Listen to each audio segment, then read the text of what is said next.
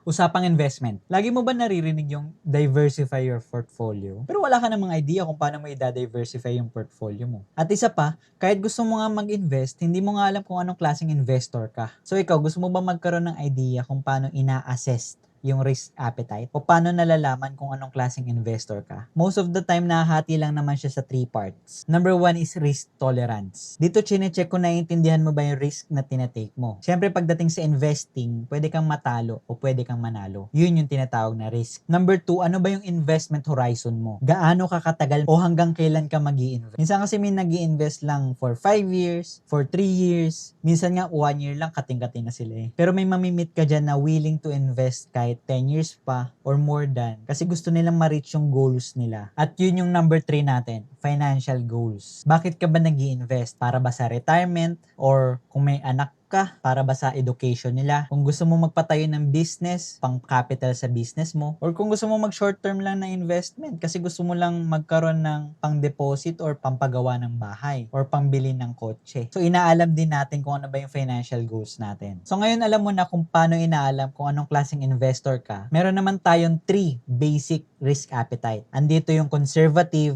moderate, and aggressive. So paano ba tayo nagda-diversify ng portfolio natin based sa mga risk appetite na yon? Number 1, i-evaluate natin yung current natin na portfolio. Or let's say, beginner ka sa investing. Meron naman tayong mga investment funds na suitable kung anong risk appetite mo. Number 2, mag-set ka ng allocation per asset class. Lalo na kung may experience ka na sa investing, meron tayong mga asset class like real estate, equities, dito yung mga banking, or pwede naman mismong real estate na asset kung nagpaparenta ka, investing pa rin naman yan. O kung medyo syala-syala ka na, jewelries, di ba? And then from that, doon ka na magse-select ng investment mo. Yun yung number 3 natin. Mamimili ka ng specific na investments pagdating sa asset na yun. And number 4, implement and always monitor. Always check kung kumikita ba yung mga asset class na binili mo, nagpe-perform ba sila ng mabuti. Then you can make another strategy and you can make another reallocation. Kaya importante ang risk appetite. Kasi ito rin yung magiging guidance mo sa paggawa ng decision. Ibebenta mo na ba yung gantong asset? Bibili ka na ba ng gantong investments? O gagawa ka na ba ng bagong strategy? At magre-reallocate ka na. So ikaw, kung hindi mo pa alam kung anong risk appetite mo, meron akong risk profiler na exclusive sa members ng aking community. So kung gusto mo sumali, i-search nyo lang sa Facebook, Hustle District. So by the way, I'm Cian nga pala,